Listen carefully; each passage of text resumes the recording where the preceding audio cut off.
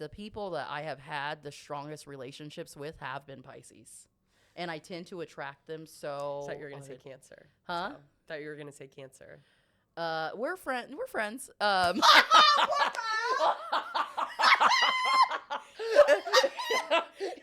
to think I have a gun, like, under this table. That's why the table's so high. Listen, everyone on this podcast is over the age of 21, consuming in a legal state on private property. So let's talk mysticism, marijuana, and manifesting. This is the High Priestess. I feel like these seats are so deep. And what's the point of that? I'm like, well, it would be perfect for eating soup. Yeah, this would be good. A good, like, mukbang table. We do kind of like a soft opening, just so that you know. Okay, alrighty. First of all, I'm so excited that we could make this work. Me too. I knew it had to, so like it was kind of like no worries for me because I knew it would happen. Okay. But very. You're Meanwhile, like, I for me, took there off were of work. Okay, but it is. To me, it is crazy that your job only gives you your schedule the night before. Yeah, it is. It is crazy, but I was talking to like my Chinese coworker, and I think sometimes Chinese like work culture and American work culture can be similar, like very unforgiving, you know? So the trade-off, because I could be at a school where I have like one class from 8 to 9 and then have to be on campus till 4. Yeah, this job isn't like that. Like as soon as you are finished, you're done. Right, and no prep, no nothing. So it is like, it's not easy money, but it's probably the easier money than like if I worked in construction, or even just working anything in the U.S. Like unforgiving about days off. Like I took a day off. I asked on a Thursday for a Friday day off. And I remember, like, when I was working last year, if you wanted a day off, it needed to be 30 days in advance. You might get it. Yeah, it's kind of... That's crazy. Terrible. Some companies are doing like better at that, I would say now, but usually, I don't know, sometimes it seems like, because I'm deep in a job search, I don't know if it's like kind of like a front, so it's like trying to get people to like want that job. Yeah. They'll be like, oh, we have so much PTO. Plus there's a whole thing with like flexible time off, which is in theory good. It means you can take as much time off as you want. Yeah. But in practice, usually people end up taking less time off than if they were allotted like 3 weeks. Yeah. So it's kind of bad. And it almost has the feeling of like you kind of feel bad asking for any time off, even though you're allotted as much as you want. Yeah. It feels like, oh no, I don't think I should take this week off. Yeah. Because it's not like automatically given. Anyways. Definitely. I think that especially when it comes to like American corporations, every benefit that they offer has like a very researched, tangible benefit to the company. Yeah. So I think I'll feel uncomfortable until I understand like even something like mental health days. Yeah. You know, like I think there's something that can be quantified. If you give people just a little, then that will stop them from like imploding and needing like a lot of time off for like burnout recovery and stuff. Yeah. But yeah, I don't know. I feel like if you like, I always remember like nothing is done out of empathy. It's done because it's like there's like a return. Yeah. But also like we've both worked as teachers before. I feel like as long as it's not or the only time I've ever felt bad is like if you're a teacher and now you're opposite, so now you're the rest of the teaching team has to pick up your classes. Yeah, that does feel bad. It's like sorry, but it's also like you should take, I mean, time off is really important. Yeah. Not only for like doing things, but also like a doctor's appointments and stuff, but also like time off just mental health wise, physical health wise. Yeah. I mean, you're talking to someone who's been like mostly underemployed for over a year at this point. Yeah. I mean, I won't say the comedian's name because I don't want people to stop listening. But I will say a broken clock can be twice, or can be right twice a day. Yeah. And so he's like, comedians just hate to work. He's right. Yeah. And yeah, I like for too much of my adult life, I've worked part-time. Because even now I'm like, I'm kind of part-time because my schedule is like spread out. But for the first 3 years I was in Bangkok, I worked like maybe 30 hours a week. Yeah. Because I found a loophole where I make the same as someone working full time. Okay. Yeah. So well, I was like that loophole. Yeah. Yeah. I'll always find it. Because I absolutely hate work. I don't feel like my validation or who I am as a person is derived from what I do at all. Do I need to be eating my mic? Is that what people say? You don't need to eat it, but slightly closer than you just were. If you need to like adjust it a little, I'm not sure exactly how these move. Maybe I'll just. You can also move your chair. That's like. Okay. I feel like the chair is like. Hold on. Okay, I'm right here, almost uncomfortable. But yeah, I don't feel like uncomfortable? I mean, I can really see it. Should I finish my point or it's over? Time's passed. I feel like it's past. No, you can clip it. I just don't. But can you imagine, like, as a Virgo rising, I'd be so bitter if you're like, you have like a preview episode, you're like, I just hate to work, like I don't feel any value. I would be so upset. Le'Ana Freeman hates to work. Speaking of, I need to give you an introduction. Oh, okay. Guys, so this is a really special episode because I am coming at you from Bangkok, Thailand, where famously I used to live. And we are not smoking in this episode for various reasons, obvious reasons. Usually, have you ever listened to this podcast? I have. Oh. I did catch an episode. Which episode? I don't. Okay, I'm sorry. I've caught clips of. I've caught clips, and they've made me laugh. Oh.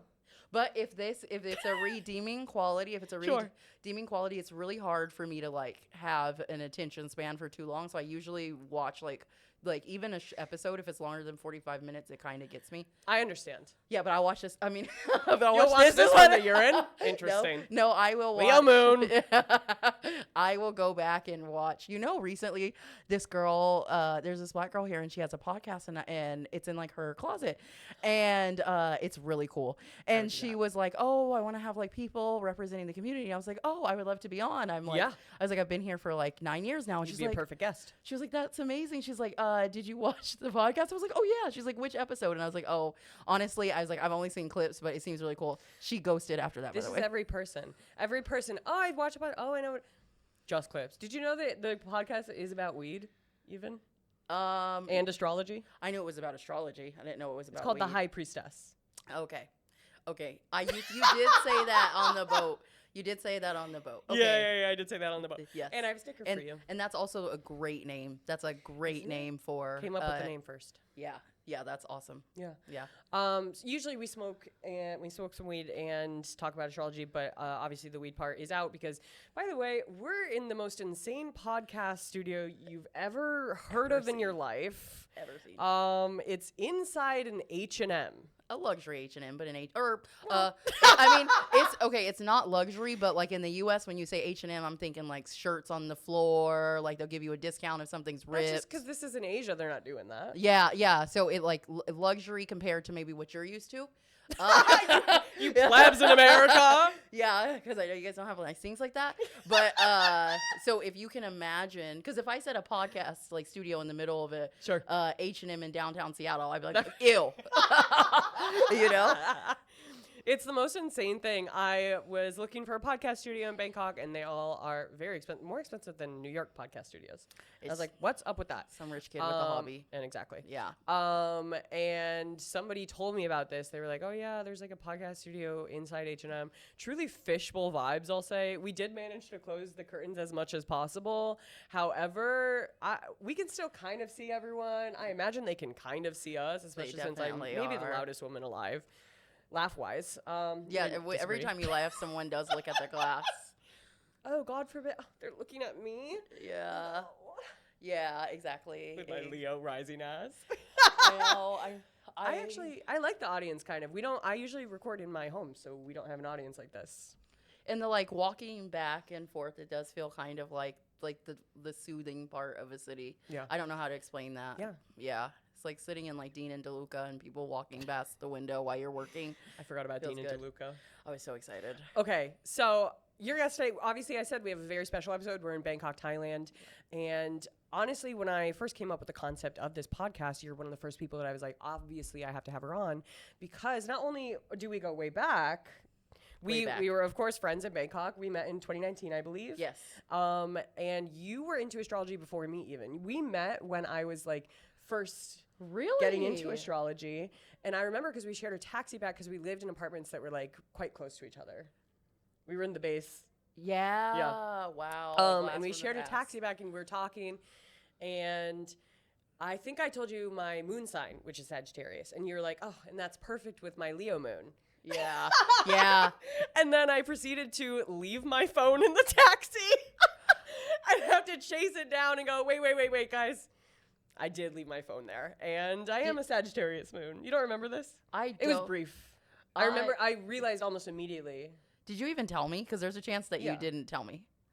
You were still in the car. Because it was driving to your part of the base. Oh. I got out first. Okay, did I grab it for you? No, I mean, I knocked on the window. You guys had barely moved. Oh, so you hit like I realized a mad quickly. dash. I'm addicted to my phone. I realized quite quickly. Yeah. Didn't have it. But yes, our guest today, she is a comedian. She's a model. She's a teacher. You've modeled a ton. A ton. Yeah. Yeah. And an international woman of mystery, I'll say. An Aquarius and a good friend of mine. One of my favorite people in the goddamn world. Thank you. My name's Le'Ana. I was going to say, give it up for Le'Ana Freeman. Not me ruining my own introduction. Totally fine. Yeah. And you guys, I don't know if you can tell, but she's actually wearing a birthday gift that I just got for her. Yes, I am. She got me this Aquarius necklace from a Brooklyn jeweler. Yeah, Brooklyn made. Yeah, and I will cherish it. I had a golden necklace that said Aquarius, and I liked it. I'm just not like a gold person. I knew that. Yeah, I knew that. That's why I went with the sterling silver. Thank you. Yeah, I just don't feel like I feel like gold. I don't know. Maybe it's just like my hatred of clunky chains. You know, like where does that come from? Yeah, I don't know. Like everyone, I love 2 Chainz. And 2 Chainz, if you're watching this, I really do love you, aka Titty Boy. But I can't stand those like big. Like it's really hard to make gold. I think sometimes it can be really hard to make gold look like not like costume jewelry. I understand that. Yeah, yeah. I guess if it's too yellow gold, it's giving like a child is wearing this. Also, I could just feel like as soon as I said that, I could just feel some like high or like high society tie or some rich kid scoffing like the gold you buy. Right. Yeah, of course. My like, Vera meat necklace that's gold PVD, whatever that is. Like maybe on Shein, but if you make your way over to Cartier. Exactly. Yeah, so maybe I haven't found my shade of gold. Maybe. Yeah. Although also like I talk too much about seasonal color analysis. Do you know about seasonal color analysis? So it's so funny that you bring that up because I got into that last year when I bought a lavender shirt and I was looking in the mirror and I was like, this is not your color. Like pastels are not. And then you famously wear a lot of lavender, I think. At least maybe used to. I did, but I feel like it makes me look like I have anemia a bit. Or just all pastels in general. Pastels are really hard. Pastels are for light springs, and there's almost no light springs in the world, and most of them are like Scandinavian. Okay, yeah, that's not me. Blonde, blue eyes. Famously not me. Although any season can be any race. And just for the record, this is not lavender. It's lilac. Is it lilac? I would say this is an indigo. It's nice. Okay, isn't indigo blue though? It's a bluish purple. You don't think that's blue? No. Video listeners. Yeah. Video watchers. It's lilac. Way in. Yeah. It's not even close to lilac, I'll say. I Google lilac. It's like bright yellow. You try to do my advanced colors vocabulary. But yellow is for people that are warm leaning, and gold is for people that are warm leaning. Silver is for people that are cool leaning, and maybe you're a cool season. Yeah, I think deep winter is my color palette because I started wearing lots of chocolates, lots of I can do every color. It just needs to be the darkest form of that color, and so that's been kind of my thing. Yeah, deep winter is a good palette. Yeah, I think so. I can't do anything about it if it's not. But I always feel that way, like with red, especially like a bright red. I feel like Ronald McDonald, like every time, like it has to be like a maroon. Yeah, I understand. I wore an outfit. One of my juicy tracksuits, which I claim is like a. What's with the law? just because I swear, like, that just takes me back into 7th grade. If everyone wasn't, I used to have track suits. Yeah. Different colors, purples, browns, especially if it said juicy on the butt. Isn't that like the whole, like that, like isn't there like a defining scene in Mean Girls where she's where the only thing she can fit is that juicy tracksuit? Yes. You're wearing sweatpants and it's not Monday or whatever. Yeah, something like that. But I mean, sweatpants are all the shade because that might have been one of her better outfits. I know, right? Yeah. And honestly, her ass looked great in it. But you know how I am about I think every ass should be bigger. Back when fat ass was a insult. Right. Yeah, because I remember I never got that part of the movie. They're like, she's like, okay, first of all, okay, I'll just say, like, I'm a big girl myself. Yeah. I think it's me too. Also, crazy work to say, get out the way, fat ass, to someone who's significantly smaller than you. Right. That's it's confidence. It's audacity. Yeah, I fall just short of the line because you better pray that person does not have a better comeback. Right. You leave with your feelings hurt. But like her butt is big, so that's why they said like fat. But I'm like, wow, like as if that's not the ideal body, sort of. As if people aren't like killing themselves to get that body. Yeah, at least a few years ago. Yeah. So. Yeah. Okay, I'm gonna pull a tarot card to do like a 1-card pull for a reading for the podcast. See how it's gonna go. Okay. This is a new deck. I'll say. She like pulls the devil or death. We'll see. The World. Okay. I've never gotten this card before. I chronically get this card. Tell me about that. Yeah, no, so one thing about me is like I'm an Aquarius, so I do kind of stay away sometimes from the hippy dippy stuff. But when I believe something, as any Aquarius will know, when I believe something, I'm not going to change that. So I've always like loved like mystics and people who do tarot cards, especially if you're correct. Yeah. Because it's so impressive if you're correct and like channeling and stuff. I'll always like I would be somewhere. I would go and like pay to see Bashar. I would just have sunglasses on and a hoodie, so nobody could say that I ever was there. But I'd be hanging on every word. Yeah. So I have had the same card reader, and I think I sent her to you, Leslie.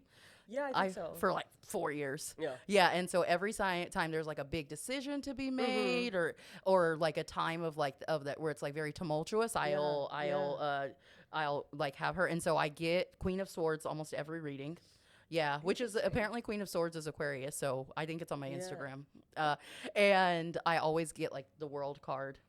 Yeah. So it's interesting that we got it today. This is like a cheat sheet card. It gives me the information on the actual card. That's so cool. Which is good because I'm new to tarot. I didn't really know much about it. So I'll read it for you guys. It's ending, completion, attainment, extreme harmony, unanimity, end of a journey. I hope not. I mean, all of these is giving me anxiety. Extreme pleasure. Achieve your goal. We're going to be achieving goals. Yes. Fullness, success, ideal state of life. Okay. It's telling us we should have a podcast together. It's telling us move to New York. It's also, but when you get like this type of card, like don't let them fool you. Like if people think they're gonna ride off into the sunset, you ride off a cliff first, and then maybe at the bottom of the cliff you discover a little gold. Yeah. After you've broken every single bone in your body. Then you heal and you live a nice life. Yeah. So the beginning kind of scares me, but this is apparently a Taurus card. Okay.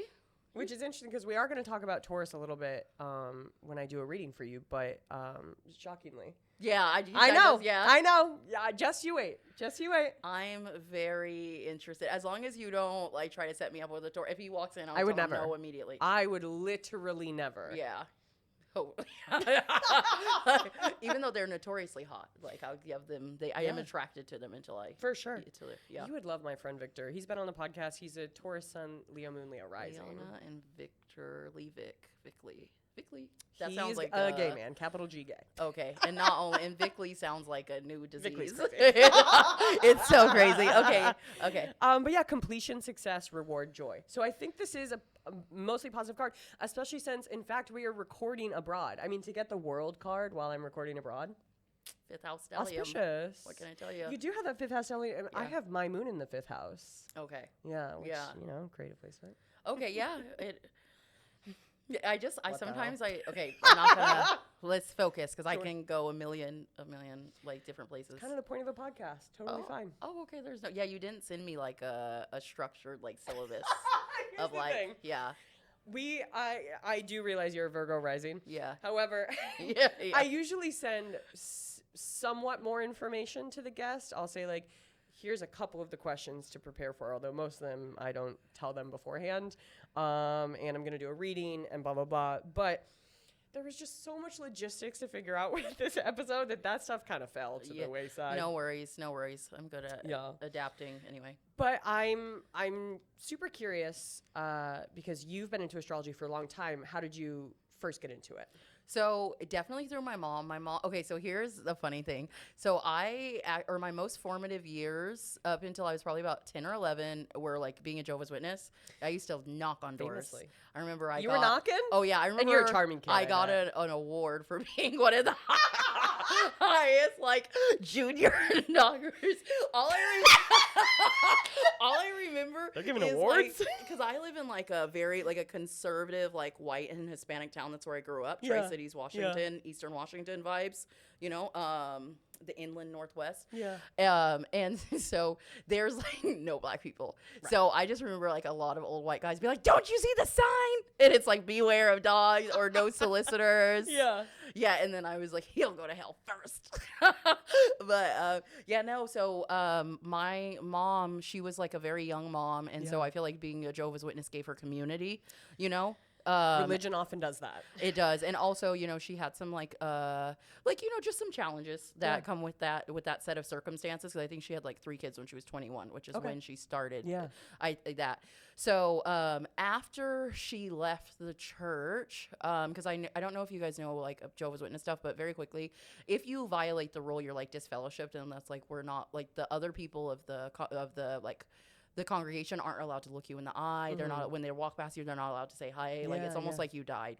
So it was really traumatic for my mom, like, especially at that age, you know, they like maybe 22, 23 at this point, lost like everything, you know, which is crazy. You guys should be ashamed of yourself. So after that, she started getting into like all the stuff that we thought was like demonic, or they would have taught was, but I never felt that way. And so she started getting into astrology, like hardcore. Mm-hmm. And it's interesting because she like has the strongest intuition of any person I ever met. Like, good, you won't lie to her. She will know. She What's will her know. Sign? She's a Virgo. She's a Virgo with a Capricorn moon and an Aries rising. That's a mess. But she's intuitive? Yeah, she's very she's intuitive. She's very intuitive. It's almost like, you know, therapists make the worst patients type of thing, where like usually if you talk to a therapist or someone who studies psychology, their life's a mess. Sure. Like you would never take advice from that person if you knew how they were living, but they can be quite good at their job. I would say she fits into that description quite nicely. Okay. Quite nicely. Got it. Yeah. Yeah. So much I can say. We'll keep it light. So she started getting into that, and I was really she's because of the Capricorn Aries, and Virgo, when she gets into something, she's like the person who's like natural food cleanse throughout every appliance we've ever had. Sure. Yeah, that type of person. So when she like was like learning about astrology, she really learned it, you know. And so there's a book called The World of Birthdays. I can't remember. Yep. Yeah. So I've never read like a daily description that didn't match someone. Interesting. So I've had that book for years, and then when I moved to India, I really got into astrology because I got it was like 6-hour astrology reading. Vedic reading? Yeah, about like my whole life, and it was spot on, even down to the part where he was like looking at my thing, and he was like, "Oh, 2010." He was like, "Father exits the chart." And my dad did die in 2010. Oh my God. Yeah. So my biological dad, at least. So that's This is what I always say with like Vedic astrology is usually incredibly accurate for like timelines and like things that are happening in your life. Yeah. Whereas I find Western astrology more accurate for personality. That's really because, you know, in Vedic astrology, your whole chart's like all mixed up. Yes. Like I told him, I was like, "Oh, I'm a this, that," and he's like, "No, you're not." You wish. My Vedic astrology is a Aquarius with a Leo rising and a Cancer moon, which is crazy. I knew the Leo rising in Cancer. Not Aquarius. It's not, right? It's 23 degrees back. Wouldn't it be Capricorn?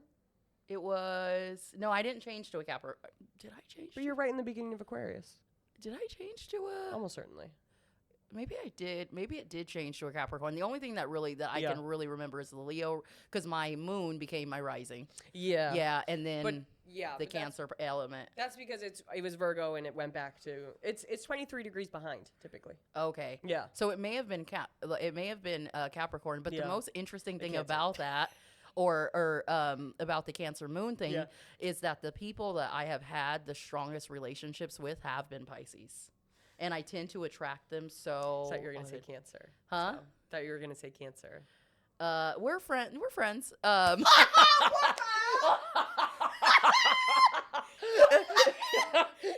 to think I have a gun under this table. That's why the table's so high. No, I just don't think. Okay, so listeners, that's fine. We've all at this moment. We've never had a toxic situationship together. We've never, and I feel like I would say something that would hurt your feelings. Like Cancers, I tend to Cancers, just being myself. But you have the Sagittarius that which is a great block. And my Gemini Stellium. Oh yeah, so you can handle yourself. Yes. You have a Gemini Stellium. Pay attention. But I'm you still have to I'm more sensitive than people would expect. I mean, have you met a Gemini? They're quite. They're quite. I mean, my number one Cancer trait is that I take everything personally. Yeah. Every single thing. Unfortunately, I don't want to. Same here. I can deeply resonate with that. It's unlikable, I'll say, but I have to. Yeah, sometimes I feel like I wonder if that's when we have that nature nurture conversation. Yes. If it is, yeah. But going back to that Cancer moon though, if I think, because I remember I was talking to you maybe a couple months ago and you were like, you have a lot of water in your life for someone who doesn't like water signs. Yes, I did say that to you. Yeah, and I do. I mean, I'll still never date a Scorpio. Right.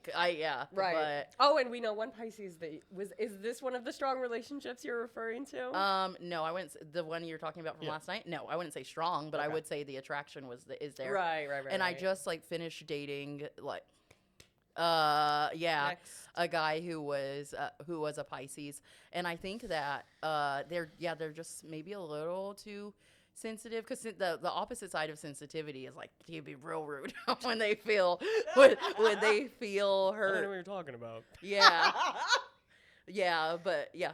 Yeah. You're a Gemini Stellium? I can't believe you didn't know this about me. I didn't know that, because that explains so much. Because what I was going to say with Cancers, I almost I've had so many experiences with Cancers where I'll say something and they'll look up and kind of stare and then look back down, which I know they disapproved of what was said. Sure. Yeah. I do that too sometimes. Yeah. Sometimes. Yeah, but I think that Cancers can sense the intensity, and they they stay away. The only saving, because I don't think that a Cancer would love a Leo Aquarius combination, a pure Cancer. Well, it's interesting. We talked about this in a previous episode, and actually we had a clip of it do pretty well on TikTok about how Cancers love fire signs. Okay. Oh, okay. But we're not necessarily equipped to handle them. But you're attracted to them? Yes. Yeah. I could see that. Oh my God, I can. It's so funny. Not my biological dad, but the guy that I call dad. He's the Cancer. He's literally the He's a Cancer man. He's the cancerous He's Cancer that you will ever meet. He wakes up at the same. He's had the same freaking breakfast for 25 years. And he's creatures of habit. Yeah, the most home's the most important for him. It's and then so he gets with my mom, which is his longest relationship. Yeah. And she used to fight people in the club. Yeah, I heard. Aries rising, you said? Aries rising and Capricorn. I think they'll start. Yeah, she's fighting in the club. Yeah, she's that very Cardi B energy. Yeah. Oh my God. Sure. Yeah, I remember being little, being oh my God, I went just when somebody said something to her and just be behind her that dog meme. Exactly.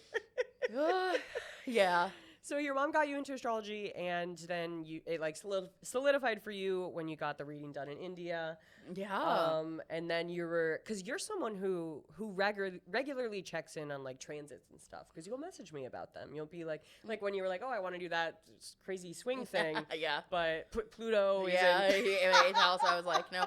I'm not sure I honestly not sure that I understand transits that much. But I watch videos where people will like explain them. But I do know that like there's certain like at least I look out for like themes happening around like Aquarius and Virgo, because I feel like that impacts my life so much. That's the correct thing to do. Checking the sun and the rising, of course. She's a Virgo rising, if that was not clear. Leo moon, obviously. The amount of I've honestly think Leo moon is the #1 most common placement of people on this podcast, of guests on this podcast. Leo, okay. Yes. So many of my guests have had Leo moons. Really? And I'm wondering if it's it's a comedian thing, because almost everyone's been a comic. I mean, I feel like, okay, here's my train of thought with that one. I feel like comedians are created in like chaos and trauma. Leo moons have notoriously like strained relationships with their mom. And that mother wound is so like men just don't recover. They become like serial killers. Like it just to like know how badly it hurts the soul for some people. And so I think that might, because I was watching something this like psychotherapist or whatever, and he was saying that like the sign of like a well like raised child with no trauma is like an absolute like just hatred of the idea of fame. Yeah, because they're like, they have such a regulated nervous system. Whoa. They have such a thing that they wouldn't want to invite so much like thing. But if you've had trauma, you're like, oh my God, look at me, like validate me, like I'm good enough type of thing. And I was like, he doesn't know what he's talking about, scroll. And then like later I'm doing the dishes. He thinks he can tell me, like arguing with myself over the dishes, breaking shit. I was like triggered. That's so funny. But I think so. That's my conspiracy about that. Okay, I have a question for you. Okay. What is your astrology hot take? Oh, what a good question. Yeah. I guess I would know this question if I watched the podcast. I don't ask everyone. I don't. No. Okay. My astrology podcast, or what's the terminology used? Hot take. Hot take, right? My astrology hot take is that I think, okay, I don't know if it's my hot take, though. Okay, or I'll just say this one. I think that moon for dating or, like, romantic relationships that are relationships in general, even, like, because our friendships typically last a lot longer than our romantic relationships. It's true. The Venus and the moon needs to be compatible.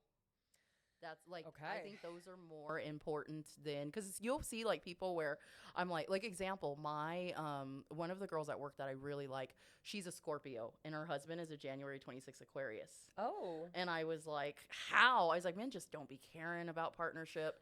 But I was like, but I'm sure like I would find something in his sign or in both of their charts where like the Venuses are like, because here's an example. I have dated, like my serious relationships have all been Pisces, but imagine this, 3 people in a row, Pisces double Gemini. And I have a Venus in Aquarius. Yeah.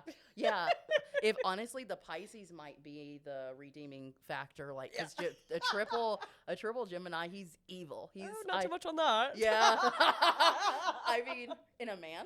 Right. Yeah, all the ethics societies gives in a man, and then put Gemini. You know, okay, or a hot take, but not about astrology. Sure. Hilarious that Donald Trump surrounds himself with Geminis. And he's a Gemini himself. Yeah, I know. No, I know. Because I have a best male friend who's a Gemini. Yeah. And thank God he's a good person. Because he is definitely the definition of fire 100 people sleep peacefully at night that night. Like that's my like interpretation of, because he's just so, it's just like, you know, he's a lawyer now, and he will always, I'm following the law. And as an Aquarius is something I'm like, he's just following the law. Like, yeah, so I think the Pisces can bring like an element of empathy that I'm not sure would instinctually be there, you know? I like that. So what I'll say is that actually Aquarius and Scorpio have a weird sort of respect for each other. Yeah. That they don't extend to any other sign usually. Oh, okay. And I think I don't know if it's sort of usually an obsession with the esoteric kind of, or like, I don't know. I can't explain it, but Aquarius and Scorpio, special relationship. Is it because they're two, like, both of them are quite macabre? Part of it. Yeah. Absolutely. Yeah. Yeah. And I think that's really, like sometimes I feel like in another life I would have just been like a forensic scientist, or not even a forensic scientist, like a coroner or ME, just so that I can just spend my day with my corpses and do my job and go home. My nightmare. No chatter. Like, and yet you love Geminis. Make it make sense. Work is work. like work is work. Sure. That's not how I would prefer like my, living life, but like if someplace that I'm getting paid to clock in, clock out, no speaking, like just go in and like do my Virgo thing, you know? I agree. Venus and moon are very important because your moon sign is how you are to your closest friends or to yourself. Like we view ourselves as our moon sign, which is often a lot of the times the reason why people hate astrology is they don't yet know their moon sign. Oh, okay, yeah. But Venus is how you love and how you like to be loved. So people discount the Venus, especially when it comes to platonic relationships, friendships, or even parental relationships, because the way that you enjoy being loved is not necessarily going to change whether it's romantic or platonic. Yeah. Right? Like for me, my love language is gifts. I want gifts. Yeah. And I want to give gifts to friends, lovers, etc. And I'm like, my initial reaction was like, you don't think that the Mercury is important too? Because communication style, I mean, if we're not communicating well, how are we ever going to maintain a friendship? However, I think it's something that can be, especially if you're knowledgeable in astrology and you learn someone's Mercury sign, you kind of know how to treat them, right? Yeah. I actually haven't given so much thought to Mercury, aside from the fact that I'm not even sure. I think my Mercury's in Aquarius. It is. It is. Yeah, it would have to be. Yeah. It would just have to be. So I just think like Mercury, okay, communication. And that's why I kind of included the moon sign in that, especially for like my ideal partner will have like a lot of Gemini placements, because I feel like they just can really understand, like they really understand that sometimes like my aloofness or my coldness is just literally me like finishing my thought. And they have problems with tact, so I don't ever have to worry about like offending, Yeah. But like a Gemini can't, this is notoriously Gemini, like the inability to have a connection with someone if the communication isn't there. Yeah. Like the connection's there. Yeah. So I'm thinking like, okay, but how are you gonna have like healthy communication and connection if you don't have the same values? I agree. So that's why, I'd probably put Mercury in there. And I have famously, my Gemini stellium is Mercury, Venus, and Mars, all in Gemini. Oh wow, okay, wow, that'd be tough. What? No, not tough. I'm just thinking like Mars, like how people approach conflict. Because my Mars is in Aquarius, and I've always said since I was young, I'm a poisoner. I'm not a deal with it head on type of thing. I'm a wait for a long time until it's no longer relevant and then strike back. And your Mars is 0 degrees Aquarius. Poisoned nobody. Legal disclaimer. Legal disclaimer. She winks. She just winked at the camera. Your Mars is 0 degrees as well, which means that it's like the most potent that it could possibly be in. That's why I said that. No, so I don't understand the degrees, and I think you and my friend Yingxi. Okay. So Yingxi wasn't into astrology at all. Really? When I first Sagittarius Stellium. Yeah, it's like deep Sagittarius Stellium. We have a group, we call ourselves the Stellium Shorties. It was her name, but I like it. Cute. And so it's with my friend who's a Capricorn Stellium. Yeah, and so we have our thing. Add me. Huh? Add me to. Yeah, I wonder if you. Yeah, I don't know if you. Yeah, but I don't know. Well, I don't know if you would. Mercury, Capricorn. My friend's who's the Capricorn stellium. Her communication style is very like swift, very direct. But she's a Capricorn Mercury. I don't know, but I would think Probably, so. yeah. I mean, I don't know. She has a Scorpio moon. She's a Capricorn with a Scorpio or no, Capricorn with a Scorpio rising and a Leo moon. Oh, another Leo moon. Yeah, another Leo moon. Yeah. So I'm actually not sure where the other things are, but I just say like I feel like her like you have like a lot of warmth. You know, people feel like they can come to you and like talk to you and stuff like that. Yeah. She reminds me of a grandfather clock.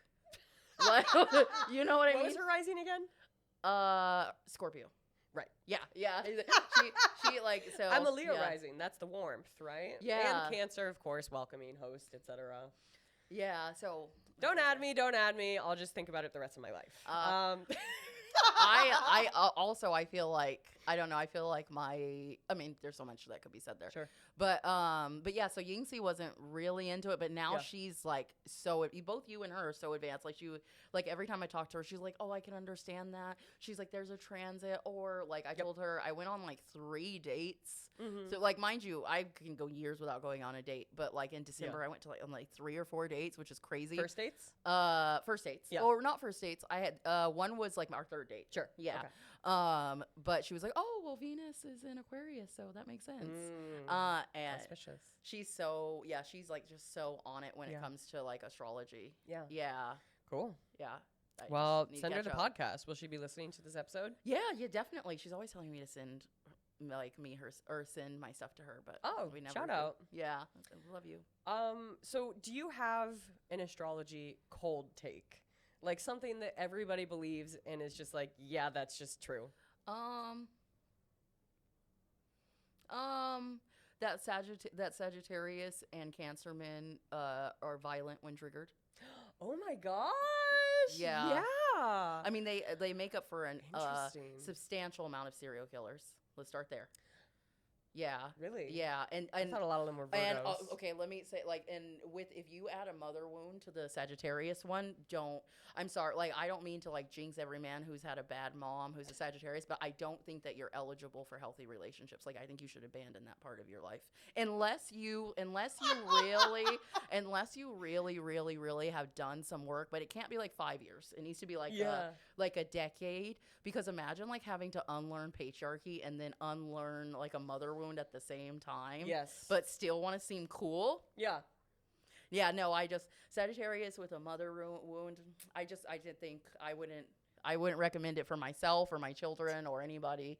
And I don't even have experience there. Yeah. It's more of seeing like just because I think like when people are like, oh, they switched up or he flipped up, nobody can switch up like a Sag. Like you will be swear that you never knew that person, you know? Interesting. Yeah, and so I think that, yeah. Would you date a Sagittarius man?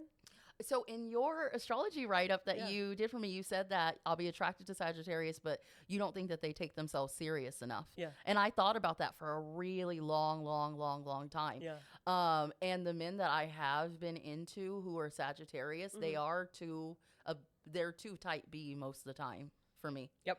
Yeah, and I do. It's just like it's the most type B sign. And I can't. Yeah, no, and I don't like that quality in a man. I am extremely attracted to like a Virgo man. Like I feel like secretly, you and we could not be more different. I'm like healthy Virgo hear man. the mention of a Virgo man and I tighten up. Well, they should be on that list with the Cancers and the thing. But I don't think that they're on the list of the serial killers. I'll say. Yeah, they totally are. I think that. I don't know. I just really admire like that stage manager energy, like the clipboard and the headset. Le'Ana Freeman wants a man with a clipboard. Yeah, with no desire to be in the spotlight whatsoever. Yeah, good at their job. Yeah, competent, organized. Like one of my love languages. I don't know if I say acts of service as I proceed to describe an act of service, but but I do love when like a guy is like on a vacation. One of my exes, like he was really good at like sorting everything out for a vacation, you know. Mm-hmm. And I'll of course overlook the details, but yeah, like I do love when somebody can like, you know, like take the initiative and be like good at it, you know? Well, that is attractive. I could see that for sure. Yeah. I think it's the day-to-day of the Virgo that I'm like, Yeah, I don't want to be judged. I don't want to be looked at too critically. yeah, no, I feel that. It's interesting because astrology thinks that Cancer and Virgo is really compatible because they're like sextile each other. Yeah. And they're, they're both feminine signs. However, I'm like, Virgo is incredibly critical and Cancer takes everything personally. How do you mean that that's like a natural pairing? What? So that was like my mom and dad's relationship. My like my dad, my stepdad.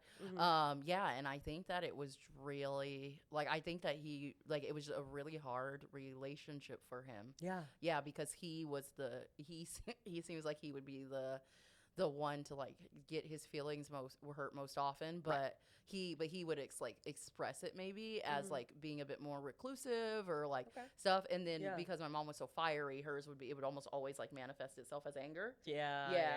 And I think that like the Virgo's anger, I don't think that I'm never prepared for like that like eruption when it comes. Yeah, so I don't know. I think it might be like an idealization of like a Virgo because I've never like dated a Virgo seriously and know what their day to day is, especially as someone who doesn't really like criticism. Yeah. So it couldn't just be Virgo, but I wouldn't do Virgo Gemini. No. Virgo and Gemini combined? Yeah, no. Well, it's both ruled by Mercury, so. Yeah, I mean, the conversations would be great. Yeah, well, and that's it. Yeah. And then we're there. Okay, yeah. Oh, that's funny. So happy birthday, by the way. Thank you. It was just her birthday on Tuesday. Yeah. The 27th. Me and Mozart. I was lucky I got to be here to celebrate it with her. And I want to know, what do you think is your most Aquarius trait? I think definitely intelligence. I agree. I 100% agree, but it is so funny to say. Definitely intelligence. Yeah, I think because like criticism when it comes to, because like I feel like Gemini Aquarius really value intelligence. But I feel like a Gemini man more often than women are more likely to pat themselves on the back for an incomplete job when it comes to like analyzing something. Like they'll have it in their head and be like, I got it. Like no one understands it. I mean, Donald Trump speaking in superlatives, no one understands it. And I'm like, I thought about that when I was 6, like I was like Aquarius does have, first of all, Aquarius, every Aquarius I know is smart. I've never met a dumb Aquarius. Have you? I haven't, but I remember I was signing up for like some sort of like benefit through my job one time, and the guy on the phone, I was like, oh, my birthday's, I don't know how it came up because it was like he was like date of birth, it was like date of birth, and I was like, oh, January 27th, and he was like, is it really? And I was like, okay. I was like, I found, and then he was like, I'm January, and he proceeds to have that condescending tone for the rest of the phone call. He's like, do you now? And I was like, I'm like, you're supposed to be signing me up for state assistance, sir. Yeah, I feel you. Yeah. I think like one of the big difference, because obviously Gemini and Aquarius both supposed to be intelligent signs, but supposedly, Aquarius has this sort of energy that's like they're not done learning yet. They're not. Yeah. They don't need people to know that they're the expert. Yeah, for the most part, I think. Yeah, I just read something about a 5th house stellium, and they were saying, because I have like six like planets in my 5th house. It's almost like nowhere else in the chart, but the 2nd house and the 5th house, and maybe some in the 4th. But they said that people in the 5th house, they have a really hard time if they don't feel appreciated for what they do. Interesting. Okay. Yeah, and they take it really personal if they feel like they're not seen or heard or things like that. Okay. So because y'all want recognition. Yeah, so I say like I don't need you to know it's an expert, that I'm an expert. Like I won't like go across the room to be like, hey, I'm an expert at that. Well, Gemini would do that. Yeah. Oh, they would fly over there. I hear the mention of astrology. I'm running over. One time, can I tell a story? Yes, of course. One time I was in college. This is one of the funny stories. One time I was in college. Yeah. And we had just went out for like a night out, and we were like sitting with the boys, and there was this one guy named Guy's girl. There was this one guy, and he was like, like something like, a cum facial's so good for your skin, or da da da. And yeah, he had just like changed the subject abruptly, as he was a Sagittarius, he would do that. And then so this random dude from the other table, he's like, excuse me, and he came and sat at our table, wasn't invited. And then he was like well, cum is actually a compound. And he's like, and so he gave us so I was like, oh really? Like he's telling me about like the Crimson Age, like, so there, because I love a documentary.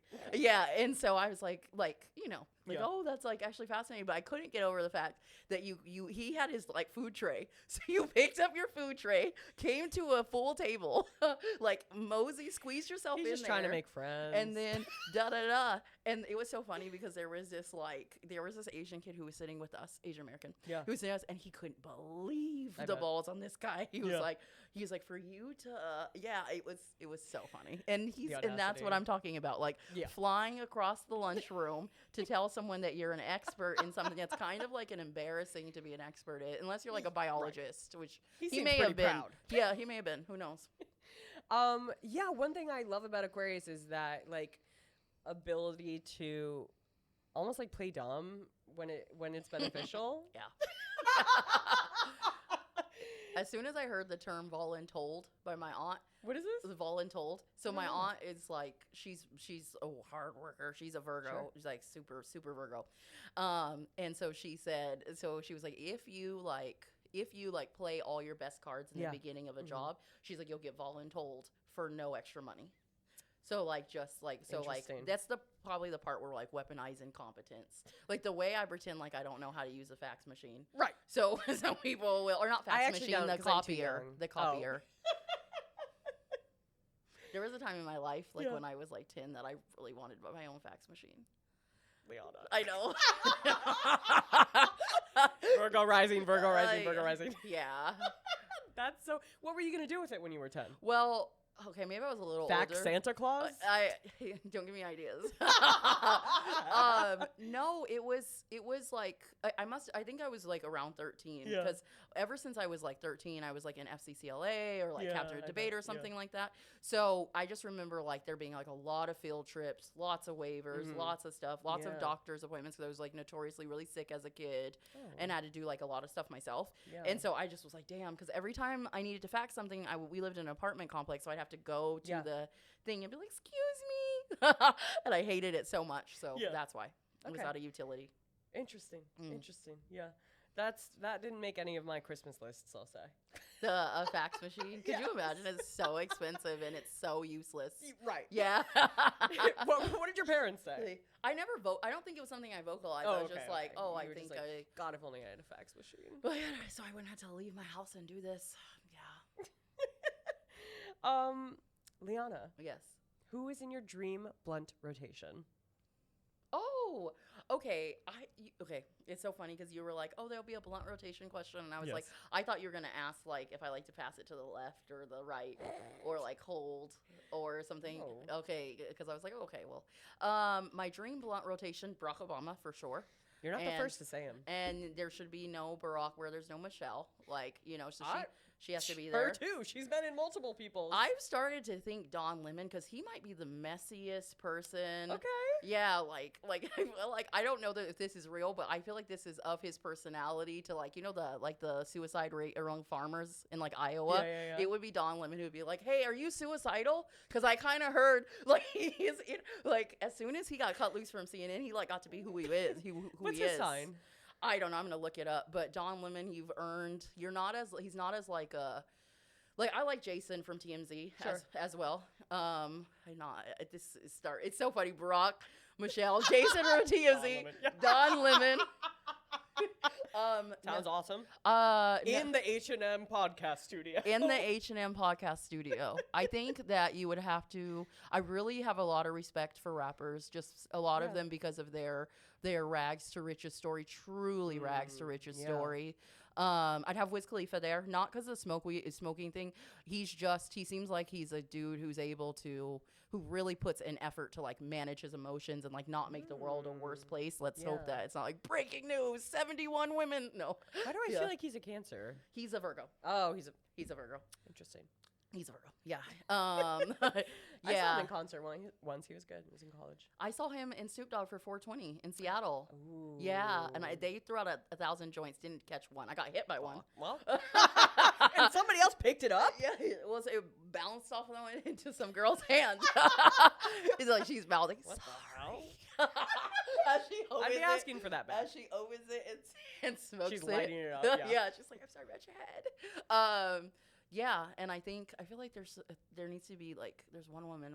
I'm not that I want to fill some sort of quota, but I do feel like there should be more than just you and Michelle. Yeah, definitely.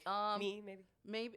Well, yeah. I mean, my friends, but yeah, maybe like, or I can't even. Is it Brene Brown? Yeah. I can't even think, but I have a lot of respect for her. Like she's a researcher. Like I think that might calm the catty energy. I'm not even sure Jason and John Lemon like each other. That could be fun though. Oh yeah, it'd be so fun. Yeah, especially that seating chart.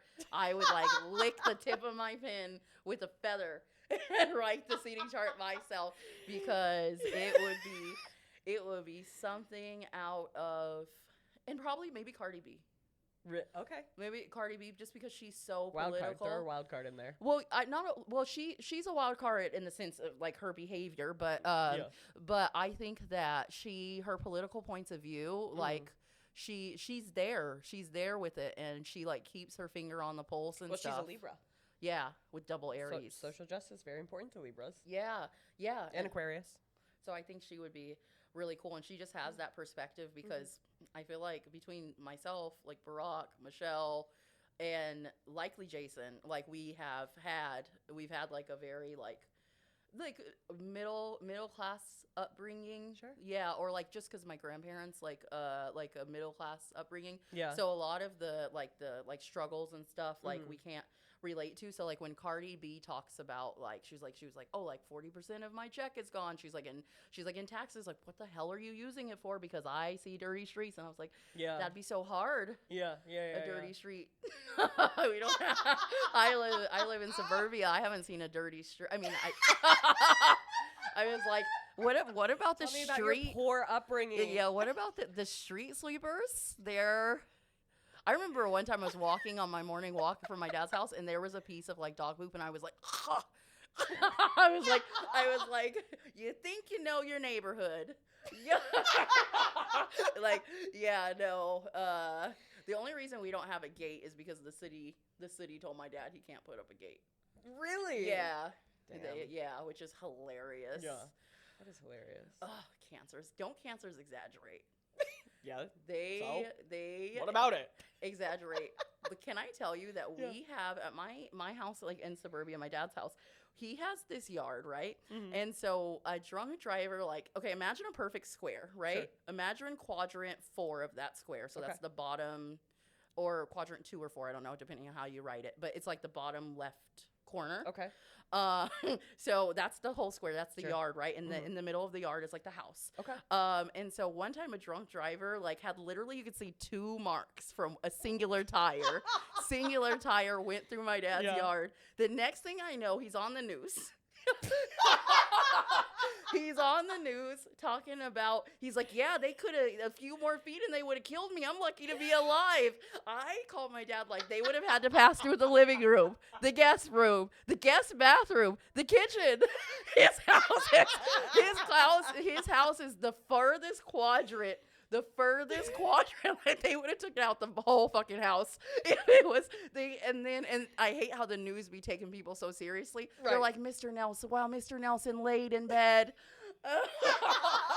I was like, if you didn't even hear it, probably. So the city, so he wanted a fence, right? And then Yeah. so the city said you can't put a fence. So why does my dad go to the middle of nowhere and get 3 human-sized boulders to put in front of his lawn, just to make sure the next truck driver kills himself, leaves a bunch of like shrapnel all over the yard, Yeah.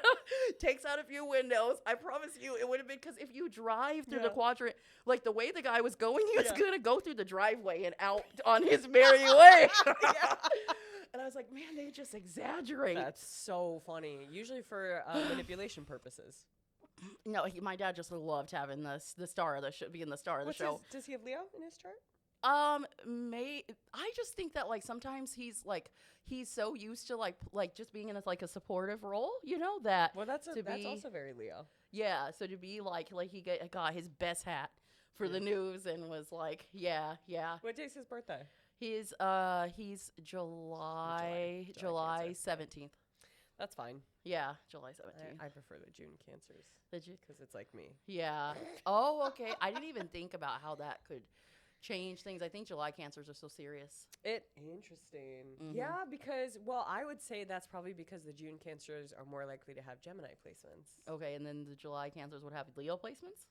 Sometimes they might. Yeah. Or more Cancer placements. Yeah. Especially like Mercury, for example.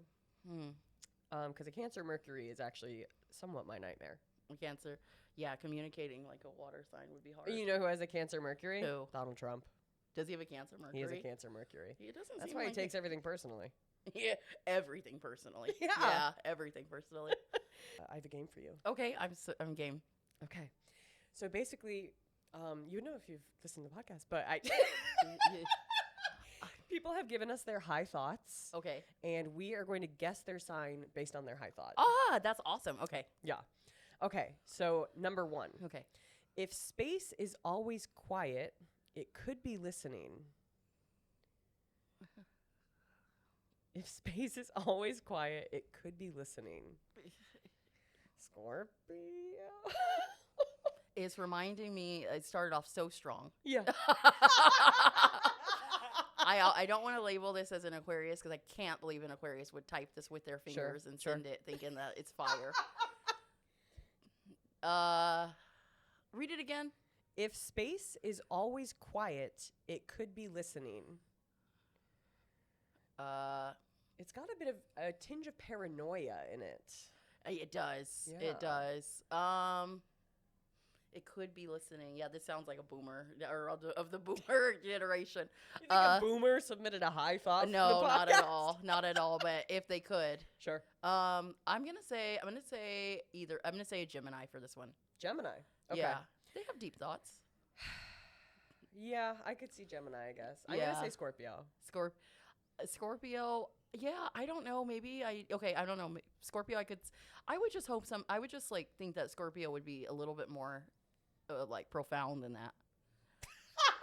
You think Gemini is base level profound? It's like that one black guy who makes fun of Newton's laws on TikTok, and he's like, if an object is in a motion, it will stay in motion. And I was like, that is some dumb shit. I have seen that guy. Yeah. I think maybe you've sent me his videos. Yeah, it's so funny. It's one of those. Yeah. Okay, let's see. Fuck. It's a Cancer. Is it Cancer? It's a Cancer. Is it Cancer? Yeah. The surveillance thing makes me feel.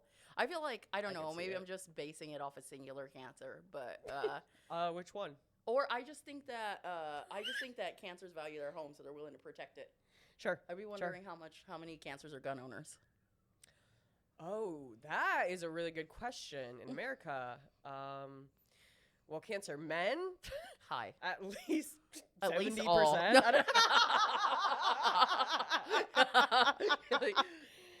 You know, they're all about that protection. Yeah, and you know they like those bags that have the like concealed weapon for women, like the diaper bags that have them. Even I could see a Cancer like I got my little golden pistol, 2 rounds. That's so. All right, high thought 2. When I become a mom, will I also be able to find lost items a lot easier? I'm a man, by the way. I would have said Cancer, Right, but I would have too, because the mom. But will I be able to find what easily? lost items a lot easier. Oh, Sagittarius. Sagittarius. Yeah. I think they're losing stuff all the time. Yeah, I think Sagittarius or Gemini? Yeah. I could see it being a Gemini with Cancer placements. You know what I mean? If it was like, if I lose something, does this item have warranty? Capricorn. Yeah, but okay. Yeah, I stick with that one. Sagittarius? I think Sag. Cool. You're not going to believe the answer. What? Virgo. Okay, that makes sense. I mean, I feel like Virgos are really good at like, they're good at like concealing their imperfections. They have them. Yeah, but I don't think they'll tell you about them. That's true. Yeah. So like if they lost their phone in a car, for example, I think I'd never hear about it. Oh. They would just rage in silence. I'll tell everyone and anyone and everything, I think. Yeah. Is that endearing or is that insane? Depends on the recipient. I think it's normal or it's endearing for your close friends, Sure. but maybe not as super safe for people who aren't close to you. I don't think they deserve it. Yeah. Yeah. And that's the thing is I talk too much. Same. I run my mouth. I'm an oversharer for sure. And about myself, about other people. Yeah. And it's not gotten me into trouble at all yet. Yeah. But I feel like it's only a matter of time. As soon as like there's no video, plausible deniability is on the table at all times. If I like, that's one thing I can't stand but love about myself. If I'm backed into a corner, I'll lie. They're like, no, I didn't see it. I don't know why you think I would have seen that. Aquarius can lie. Yeah, it Aquarius to be can. like, yeah. Cancer can lie too, although I don't. Yeah, I mean, I don't know. Gemini's the biggest liar, as we all know. I think if you're like lying to get yourself out of situations, like, you know, I don't know. Depends on the context, for sure. As I've told ex-boyfriends, like, I don't gotta lie to you. You're not my most people in my life I don't have to lie to. The only people I would really need to lie to are like an employer. or somebody who does have some sort of like you know, authority over me. Otherwise, who are you? For me to be lying to, or to spare someone's feelings. Yeah.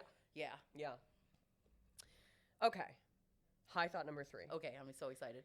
Weed made me realize how loud refrigerators are. Taurus. I was thinking it has to be Earth. Yeah, Taurus. Okay.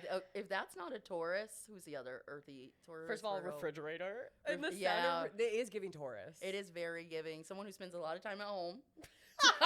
You know how long it would take me to realize my refrigerator's humming? Yeah, your Cancer's already taken. I could see just like someone already taken. No, that's not how it works. Oh, wait, so it can be multiple? It could be anyone. Yeah, we've had, Okay, it's Cancer or Taurus. Yeah. I could see either Cancer or Taurus. I could definitely see Cancer because I could see myself thinking this. Yeah. But I do lean Taurus because Taurus is more of an experience of the body than Cancer. Okay, I like that. What was it? It's a Capricorn. It's a Capricorn. It's a Capricorn. Okay. I feel like, okay, keep going. Maybe we'll have one that we're like, whoa, that's it. definitely. We only have 3 per episode. Oh. I know. I'm so sorry. Okay. Yeah. Okay. But it is time for your reading. I'm so excited. Okay. So famously, Le'Ana already got a natal chart reading done from me because she's actually one of those people who supports her friends. I am. She paid me for it, is what I'm saying. You know? Yeah. If you can, I do. Yeah.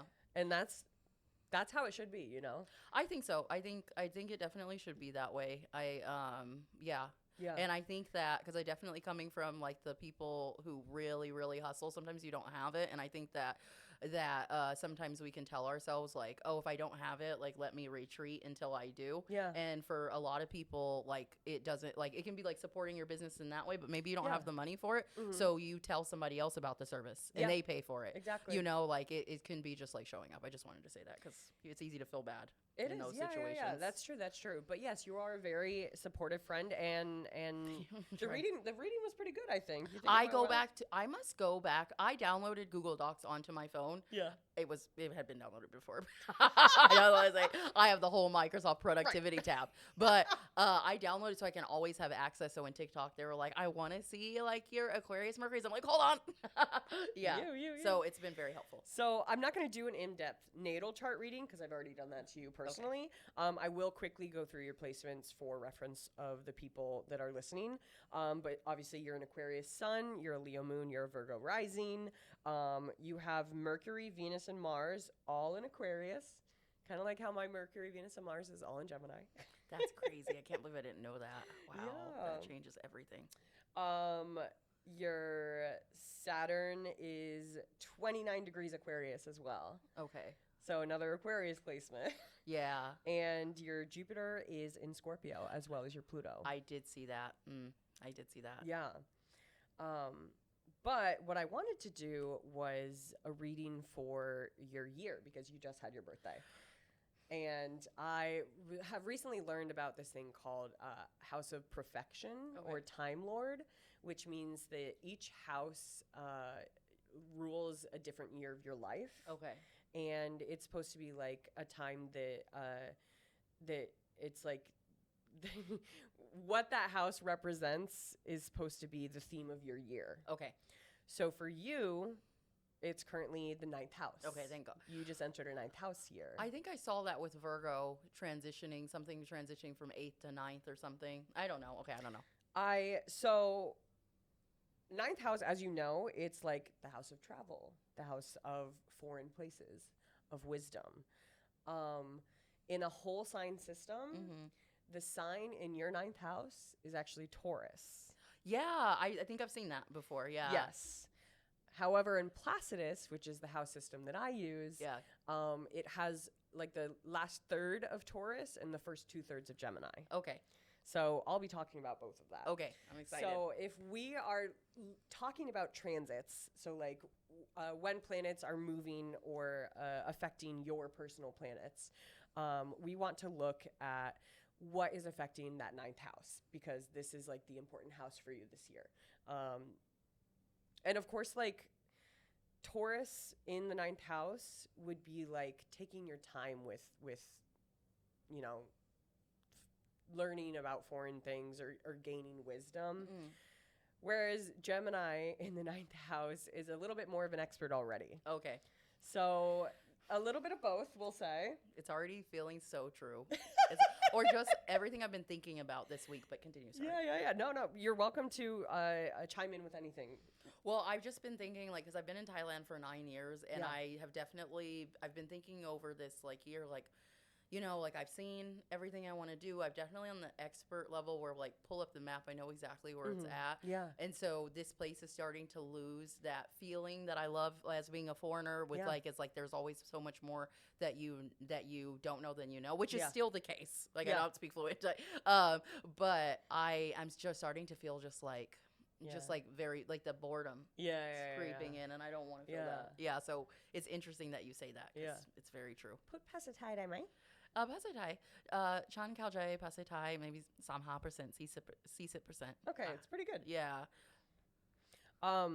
Yeah, so, I mean, it's interesting because I wouldn't say Taurus feels supernatural in the 9th house because Taurus is a little bit more interested in home, kind of similar to Cancer. Yeah. But it is a great time to kind of let yourself take your time with foreign things, foreign people even. Okay. And I want to look at some specific dates and I can show you the thing on my phone afterwards that has like all of the dates. Basically, according to this, your life is going to be heating up around April. Okay. Through like July. Okay.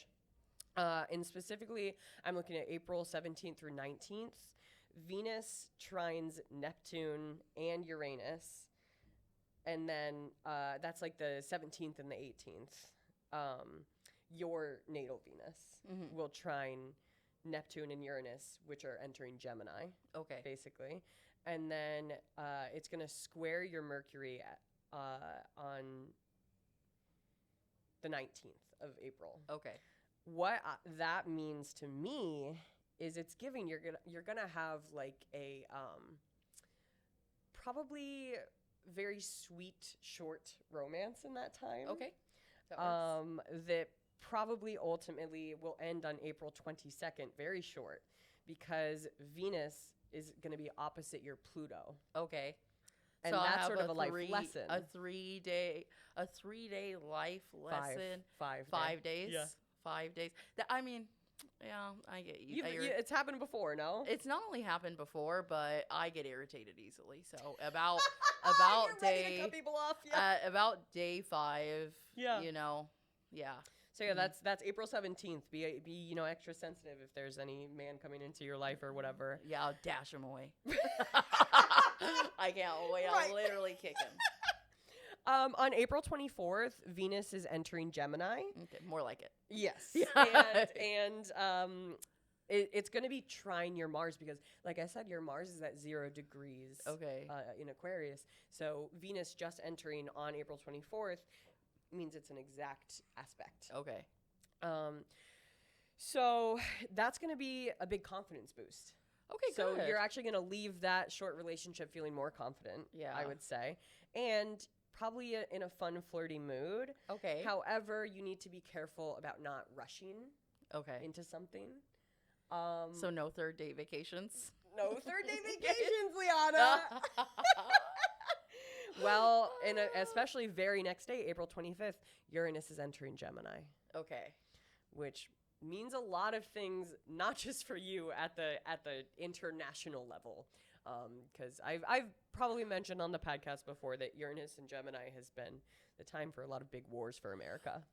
All this Aquarius, like the age Aquarius, Yeah. who knew we love to fight so much? Because everything, I feel like there's just so much. But also, Yeah. like, I think our sign is also willing to tear everything up. It's kind of like when Mondani's was like, if like releasing the Epstein files, like destroys the government, it needs to be destroyed. That's very much so my philosophy with like broken systems. Like, I don't care how long it takes to build back, but Aquarius loves like getting rid of a broken system and finding the new one.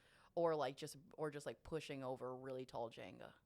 That too. Yeah, it's so funny. He's in an Aquarius moon, I believe. Who? Yeah, Mamdani. Zoran Mamdani is an Aquarius moon. I felt the compatibility. I felt the He's a compatibility. Libra.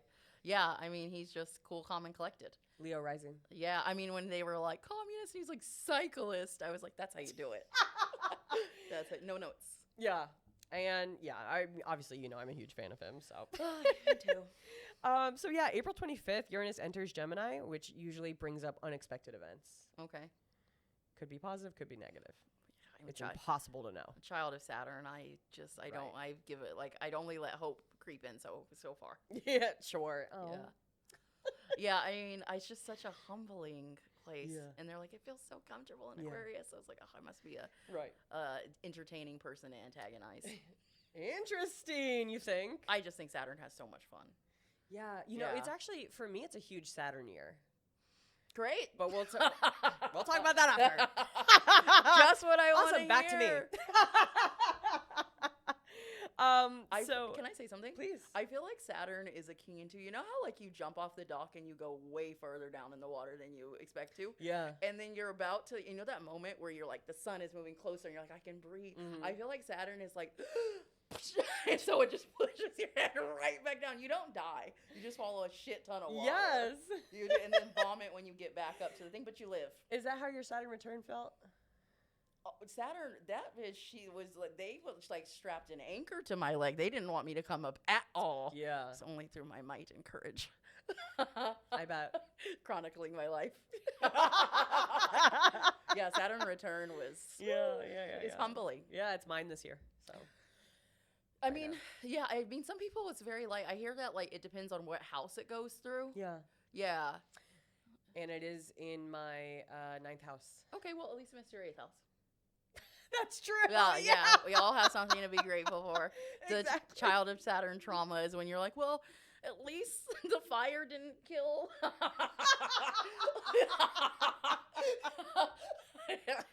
Yeah. That's so funny. So I just once again, all of these things that I'm mentioning are happening in that 9th house for you. Your 9th house, which is like this is the house that's important for your 32nd year. Yeah. So May 7th, Venus is going to sextile your moon. Okay. And so that's Venus in Gemini once again, and your moon, of course, in Leo. And sextiling the moon is a positive aspect for, any love, romance, etc. May 7th. Okay. Heating snap. Yeah. And then end of May, Mercury is going to trine your Mercury finally. Okay. So it means that communication is going to be a lot clearer for you. Okay. Before that, it'll be in Taurus, which is a little bit more of a struggle. Okay. Yeah. Yeah. June 28th, Mars is going to trine your Mars. Okay. So it means Mars is entering Gemini on June 28th. Yeah. And that time is a great time to start a new project. Okay. It's an energy booster. It makes you feel a lot more like reinvigorated. I don't know if you have any projects in mind coming up, but it's a great time to start a new project. The only thing is start one project. Okay, yeah. Don't try to start 3 projects. Yeah. Because that'll get overwhelming quickly. Yeah. And it's easier to burn out from because you only have that energy boost of that 0 degrees Mars trining your Mars for so long. Yeah. And then it won't be sustainable. But one project is sustainable. Okay, well, that's good to know. Yeah. Let's see, what else did I want to talk about? Okay, only other thing I do want to mention is that on March 2nd, Uranus is going to be opposite your natal Pluto. Okay. So that there could be a life lesson that day. Okay, on March what? March 2nd. March 2nd. Yeah. Okay, okay. So that is kind of most of the important things happening in your ninth house, the transits that are happening for your ninth house this year. Yeah. But do you have any astrological questions about your chart, questions about transits, anything like that? I don't think so transit means move. We got that. So I know that, like, but I don't think I understand, like, terms like sextile, Sure. things like that. There are positive aspects and challenging aspects. I mentioned almost exclusively positive aspects. Okay. But that's because I didn't see any negative aspects, so that's good. But sorry, challenging aspects. Yeah. So positive aspects are conjunction, sextile, trine. Conjunction means that they're close together within 3 degrees orbit. Okay. Sextile means that it's like 2 signs apart. So like Leo and Gemini. Okay. Sextile each other basically. Okay. Yeah. 60 degrees Okay. apart. And trine is your element, right? So like everything Gemini and Aquarius like trining each other. Okay. 120 degrees if we're going by math. Okay. I feel like this is definitely something that I would have to see, like, a chart for. Yeah. Let me show you. Oh, thank you. I have your chart here. Okay. Also, I do have a question. Like, so with the Mars, and maybe, like, I'm excited to read comments about this too, because with Mars, like, I don't know, I do have moments where I feel like just an intense anger, and something will set me off, especially last year. Yeah. And I felt that coming into, like, this year, like, this is not the time to, like, try, I wonder if that is, like, is that, like, something to do with Mars, or is that more of just, like, I don't know, or maybe just general irritation? So you do have that 0 degree Mars, which, like I said, like, and by the way, it's 0 degrees 2 minutes, so just barely even in Aquarius. If you had been born maybe a couple hours earlier, that's exactly what it says in that the write up, like, word for word. It's a quote. Yeah. From me? Yeah. Yeah. So a 0 degrees means that it's like it's the most powerful that it could possibly be. I've used this analogy so many times, but so if you've heard the podcast, lock in. You already know what I'm going to say. Basically, it's a hot day. You live in Bangkok. You're familiar with that. You're walking around sweating. It's so hot outside. Yeah. You walk into a freezing cold 7-Eleven, Yeah. right? Yeah. When the doors open, you immediately get that rush of the cold. Yeah. And then whilst you're in there, it doesn't really register to you much anymore that you've just entered the aircon. Yeah. So it's like, okay, got it. And then 29 degree would be like, as you're leaving, you're like, okay, I know everything I could possibly know about this place because I've been here now and I'm about to leave. Does that make sense? Yeah. So does it mean 0 is, like, more of, like, a novice feeling? Novice and just most powerful feeling. Okay. Yeah. It's the strongest it could come on. Okay. So yeah, a 0 degrees Mars it's a powerful placement. It's a strong placement, and it can come in hot. Yeah, I feel it. Yeah, Sometimes. even though like you don't have like Aries in your chart, which is what I would say is that impulsiveness is usually associated with Aries. Yeah. But yeah, a 0 degrees Mars can bring that. Yeah. Yeah. Any other questions? Did I miss anything? No, I thought it was really good. Can I say something before we stop recording? Please. Yeah, I just want to say how proud of you I am. Like, because last time we saw each other, crazy to think, was 4 years ago. Too long. Way too long. But yeah, but that's how it is. Like all besties are all scattered around the world. Yeah, so that's that. That's the ones that stick, at least. Yeah, the ones that stick. But yeah, last time like you were here, like you really wanted something new, and so you went to New York, and I am like very familiar with like some of the challenges like getting settled there, but it's one of those things where you're like watching somebody's life, and they're in the adjustment period, but then all of a sudden, like when you look up, the garden is blooming.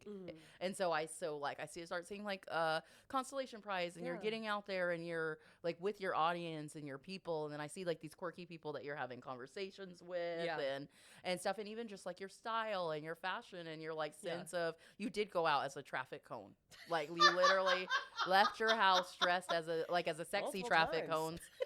I think there was even one in your hair. Yeah. And I was like, man, she's in a atmosphere that's supportive. Just because I live in like in Asia, right? Like Brooklyn. And so sometimes, especially I feel like the more east you go up, or that like self-expression is not necessarily seen as a positive thing. Yeah. You know? Yeah. In a communal society, when we're working together, like I'm trying to put a positive spin on it.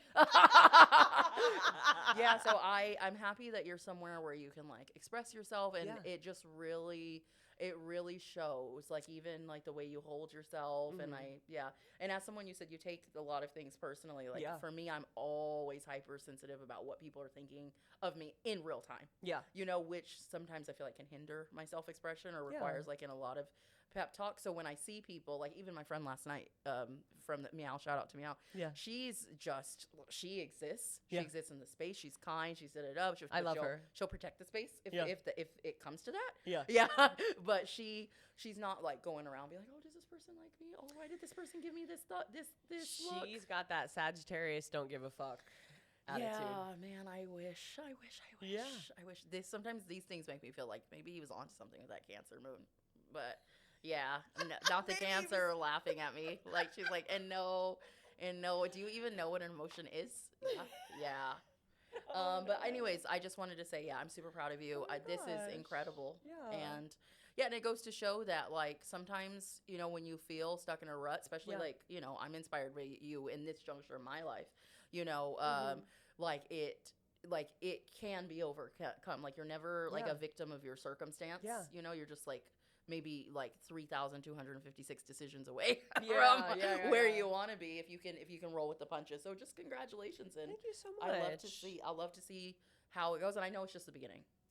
Thank you. That's such a beautiful compliment. I loved that. Of course.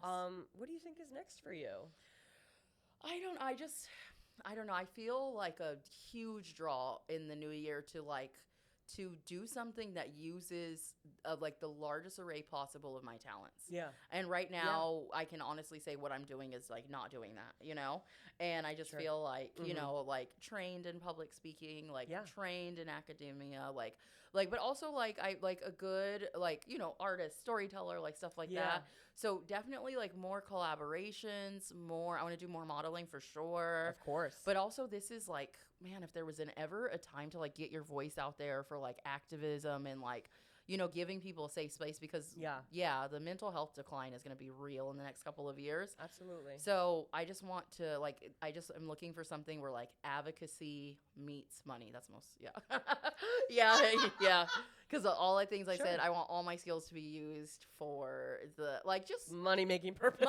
Money, because money just translates to agency. I'm an Aquarius. Like, paper doesn't mean anything, but like slow mornings means a lot to me. You know what I mean? And predictable schedules that I can predict, and like choices and stuff. So, and I want to see more of the world. Why Americans still can.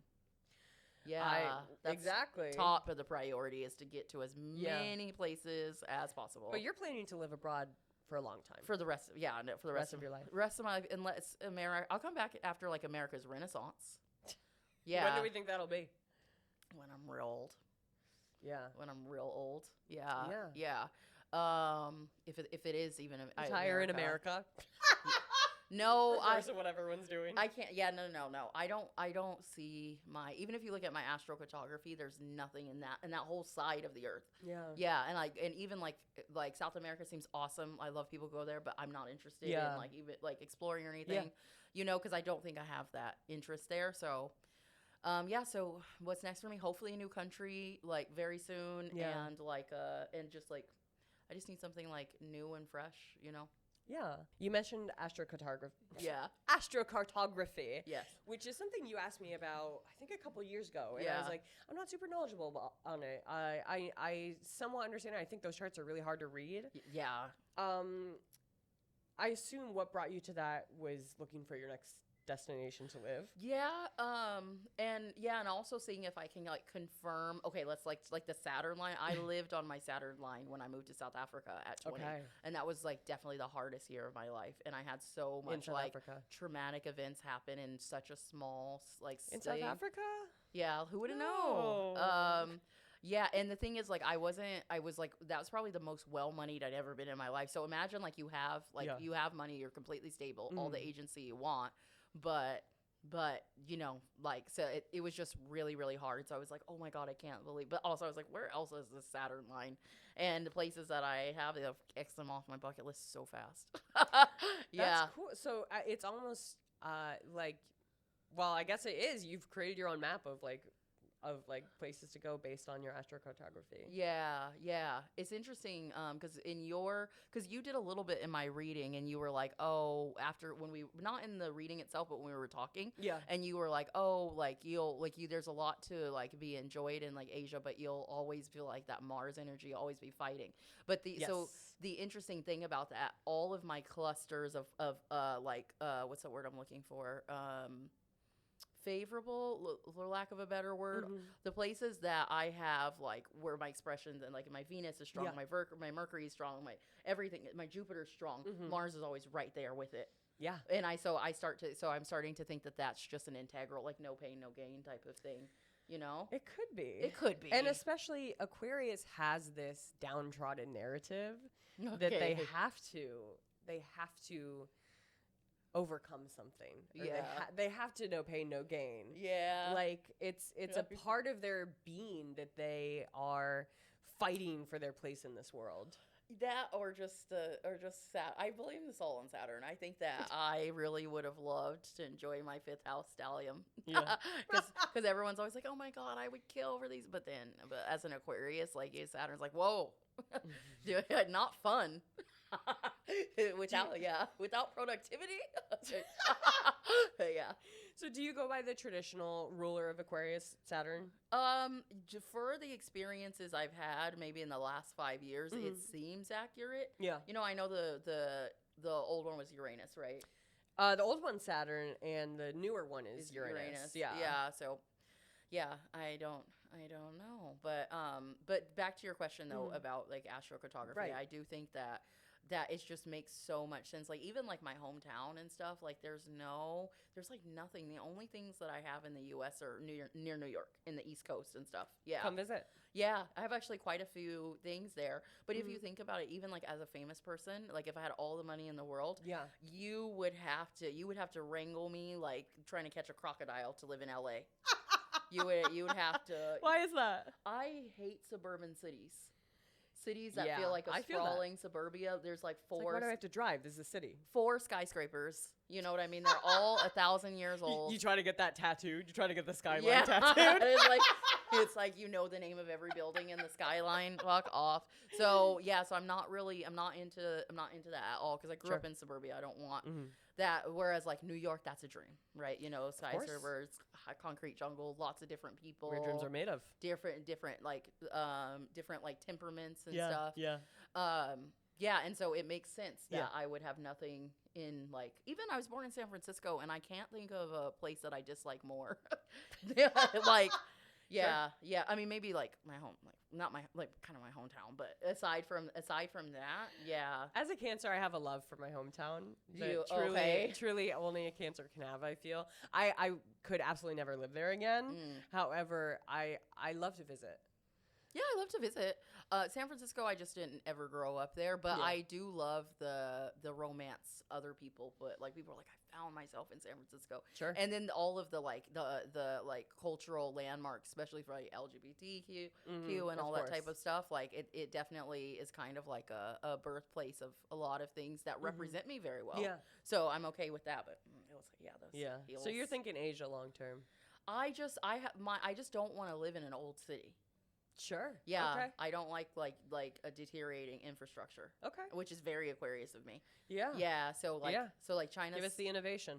Yeah, China's cyberpunk city seems so exciting. When I went to Japan, I was like, if the U.S. like invested in its public goods, like Seattle should look like Japan. Yeah. Yeah, Seattle looks like dystopian Japan. You know.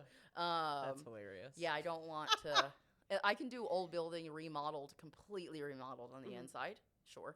Yeah, but I'll allow it. Yeah, I'll allow it. But I think I was telling you those heaters, the ones that have the little bars on the side, where like I don't ever want to see that. I don't ever want to see that. New York's not for you, I'll say.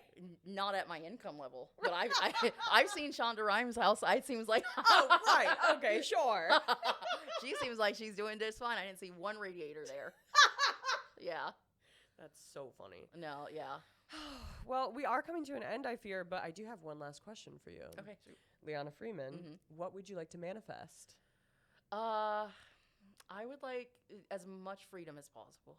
Yeah. As much freedom as possible wherever that comes. Even in like relationships and stuff, I would need a partner who understands like I'll need like my time to like recharge and that type of Aquarius thing too. Venus. Yeah, and I think just as much freedom. You know, sometimes like even with like the mental health stuff, like it's such a privilege to be able to like pause and work on your mental health. It is. It's such a privilege, like to not be in like survival mode and stuff. So I just want more of like that freedom. So I have the space to like be like, oh, this survival mode like thing that I've learned and lived with doesn't apply anymore. You know, type of thing, just dismissive. it helped me live till all these years and you know and overcome all my circumstances. Bye. Goodbye. You know.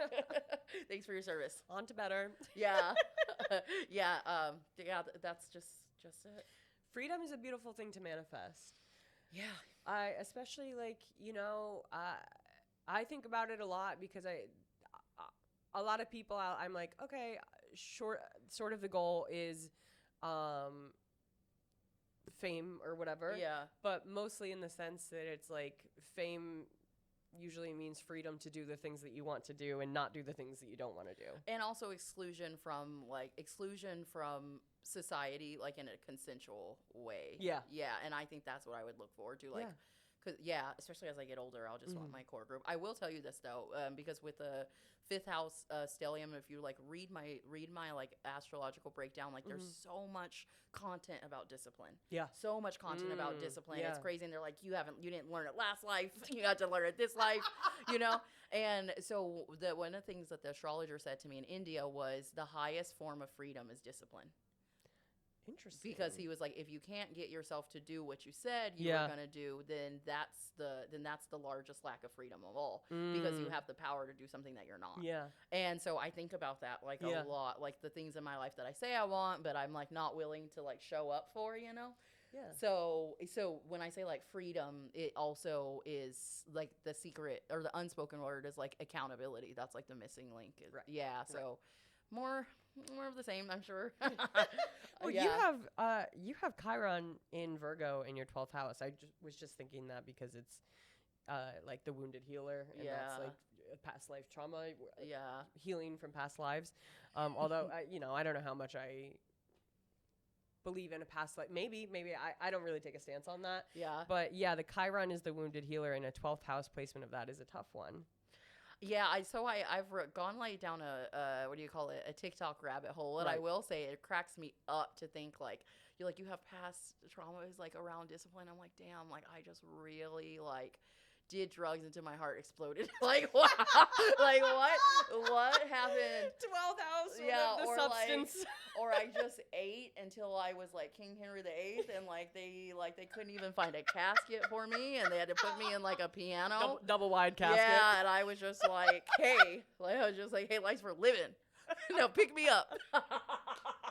Like so, and I'm an indulgent girl. Like I love when people are like, one of my favorite memes is someone who was like, treat yourself to the girl who very rarely denies herself anything. The girl who's never denied herself anything. So this is because you kind of scoff a little bit at Taurus when I was like, oh, it's a Taurus year for you. However, Taurus loves the luxury. I didn't scoff. You noticed that you noticed that I got very humble all in that moment because even I think Thailand's like rising sign or something is like a Taurus. Oh, I haven't looked it up. It's like a Taurus, but it's a comfortable life. Yes. Like it's so as far as like Taurus lifestyle or like water sign lifestyles, like an interior designer who's a water sign, awesome. No Scorpio, but like any other one. If I'm trying to just like design a layer, sure. Crypt.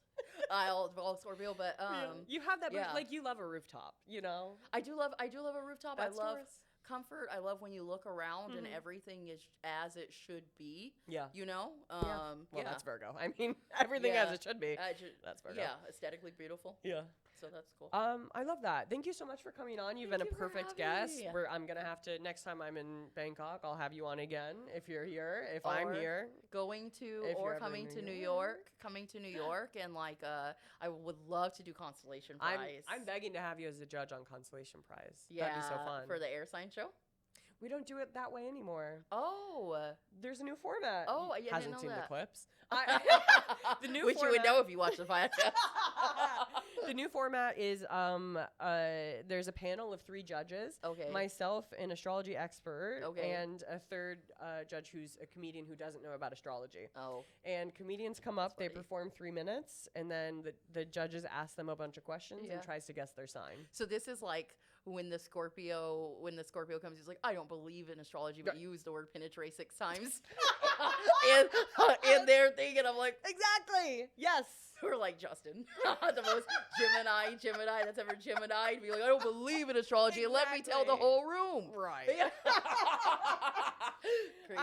We had someone on once who was a Scorpio, and he came up to me after, and he was like, I did the math of how many people y'all got right, and it's a crazy amount. It was like crazy high. Astrology is real. I was like, we converted a straight man that day. We converted a straight man. It's hot when a dude's like into astrology. You're telling me. Yeah, like when he's like. This is the biggest thing with my, like I told you I saw my ex when I was here. And I'm like, he's not someone I would date now. And a huge part of that is he fucking hates astrology. Yeah. And I'm like, I can't date someone who hates astrology. He's also so smiley. Oh my God. What do you mean by that? The level of happiness is, I need. Yeah. Well, he was obsessed with me. That's why he was happy. That is good. That is good. And he was smiling at you. He wasn't just walking around. It's the veneers. It's the veneers. I wanted to say something so badly, but I'm just gonna. Oh, he obviously has veneers. He's open about it. I'm not gonna say it. I'm not gonna say it because people feel like they're gonna get hurt. But that's great. And also good for you too. For like, it's nice to when you feel like you've outgrown people, not friends, but lovers for sure. Yeah, right. Right. Yeah. Exactly. Yeah. So yeah, thank you so much for coming on. Thank you for having me. Where can the people find you? Oh, Instagram.com/Le'Ana Del Rey, and there's Le'Ana _Del_Ray_. Right. 3 underscores. She'll be tagged in everything too. So. Yeah. Oh yeah, I'll be tagged. You're making content on TikTok. You're doing TikTok. That discipline aspect. Right. Yeah. No, I struggle with that too. I had some videos, but I definitely want to embrace a little bit more of that fuck it energy. Like just put it out. Sure. Put like your garbage shit out because somebody thinks it's great. Yeah. Yeah. I know. My thing this year is I need to be less precious with the material that I put out. Right. Because I won't put something out if I feel like it's not like a perfect idea or if it's not like amazing. Yeah. And people are like, really? I've seen the content you do post. No. But yeah, I need to be less precious with it, especially on TikTok. Yeah, don't.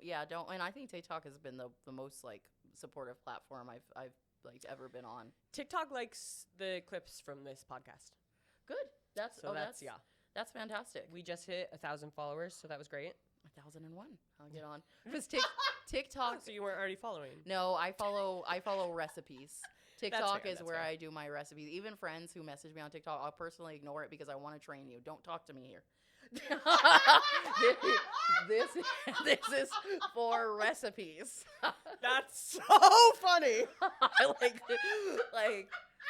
I'll begrudgingly respond back to Yingxi because she's a day one. Sure. And she wouldn't leave me on red. Sure. But I begrudgingly is the word. Yeah. You can find us at the High Priestess Pod on TikTok or Instagram. You can find us on YouTube as well. Check out my other show, OMG Constellation Prize, or find my personal account, which is that OMG Kid. I'm insane for having 3 accounts. I know. It's not sustainable, and yet here I am. Oh, it's great. If you would like to submit your high thoughts, please do so. We'd love to read them on the podcast. You can submit that with our link tree. It's the first link on our link tree. It's a form that is anonymous unless you don't want it to be. And yeah, I think that's all for today. Thank you so much for having me. Thank you so much for coming on.